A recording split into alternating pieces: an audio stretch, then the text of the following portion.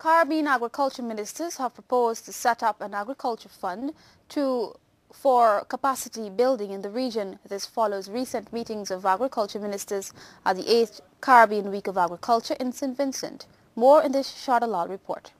The establishment of a regional agriculture fund is among the raft of measures which were agreed on during the recent meetings of the Alliance of Regional Agriculture Ministers. According to Chairman of the Alliance and Jamaica Agriculture Minister Dr. Christopher Tufton, this proposal will be passed on to the CARICOM heads of government for consideration and implementation. Although governments have been discussing the importance of agriculture for ages, Dr. Tufton says many of them have failed to provide appropriate financing mechanisms. He believes that a regional agriculture capacity building fund, which is consistent with World Trade Organization rules, would help to reposition the sector. And in light of the global financial crisis, he adds that it is imperative that agriculture be viewed as a strategic move to secure the well-being of the Caribbean. In the meantime, the Alliance chairman says there has been some progress with regard to the JAGDIO initiative on agriculture. He notes that member countries have been assigned specific tasks to identify constraints to productivity and trade in the region. Terms of reference have also been drafted, and over the next 8 months, countries are expected to provide recommendations to CARICOM for implementation. Some of these are a regional approach to biofuels, inter-regional agricultural training, and the establishment of a regional investment forum. Reporting for the 6 o'clock news, I'm Shardalal. Welcome back. You with the NCN 6 o'clock news. The Human Services Ministry has begun a nationwide domestic violence campaign to raise awareness on the forms of assistance available to victims. Domestic Violence Policy Unit Head Gitanjali Gear says the ministry has recognized the increased level of violence in Guyana. Details from Monica Jones. Though domestic violence affects both men and women, it is undisputed that women constitute the vast majority of its victims. Recent incidents in Guyana have shown evidence of this, and the Ministry of Human Services and Social Security has not turned a blind eye to the situation. We know that there are escalating levels of violence in our country against women. We also recognized one of the reasons that the policy was launched in the first place was really to address that.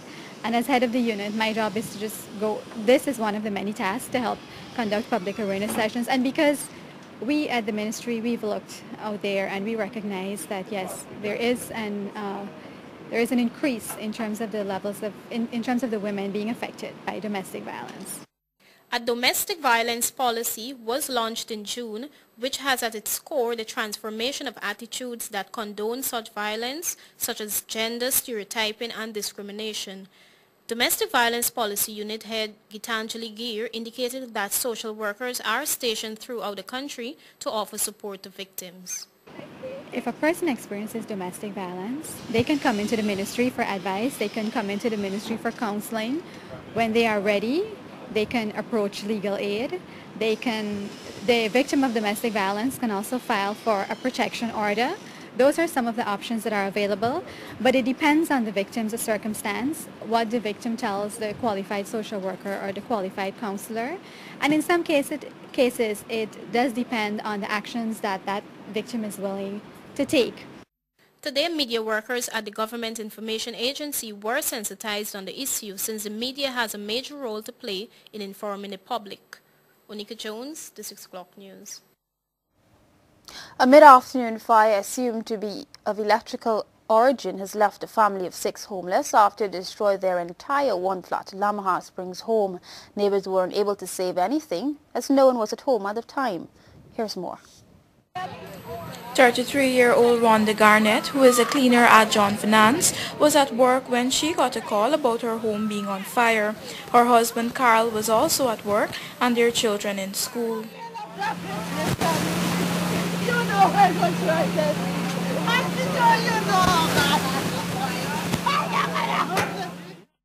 Residents say they first smelt burning rubber, but around 13:30 hours saw smoke coming out of the building. All the children, because the secretary, they run up and do fire by Uncle Carl. They see smoke by the time we look over, big set of black smoke coming up, and then the fire went with it. this heavy fire came behind and you started to hear the explosions. Before the fire truck arrived, residents formed a brigade, but it was to no avail. My husband and so, they started to run with buckets and throw, but the fire over there was uncontrollable, so they went to the other yard and left the house.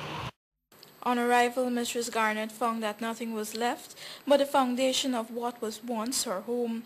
This incident has led residents to raise concerns about the availability of fire hydrants in the area. They are calling on the relevant authorities to rectify the problem. Reporting for the 6 o'clock news, I'm Shardla. Environmental stakeholders are meeting to devise strategies to improve municipal wastewater management in the Caribbean. A 5-day workshop began yesterday at Radisson Suites in this regard. More from Natasha Smith. Executive Director of the Caribbean Environmental Health Institute, Patricia Akwing, says the workshop is part of a global initiative designed to address land-based sources of pollution. She says it is challenging to convince politicians and policymakers that immediate steps are needed to manage wastewater in reducing its impact on the environment and human health.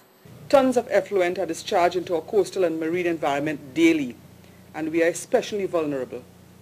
The impact of land-based activities threaten the livelihoods of people, of those who depend on coastal and marine resources, such as in our fisheries and tourism sectors, for instance. And when we consider that these are two key sectors in our economy, we should appreciate how important this workshop is. She added that many countries face water problems and water could be considered the new oil. And Health Minister Dr. Leslie Ramsamy believes that water is an asset in every form and should be treated as such. He adds that though Guyana is fortunate to have renewable water resources, its safety is threatened by the country's development. The minister cited deforestation, climate change and industrialization as contributory factors to unsafe water. Maintaining, preserving, protecting water for use by our population and for use for population activities must always be part of the planning process, must always be part of the equation. And that means paradigm shift for us, because water has always been around and we think we could just utilize it and discard it. But there is no such thing as discarding water. Head of the local water company, Karan Singh, says GWI is committed to ensuring water safety. However, he is concerned that persons pollute the water, putting the potable water resource at risk. If we all join and behave responsibly and use the systems responsibly,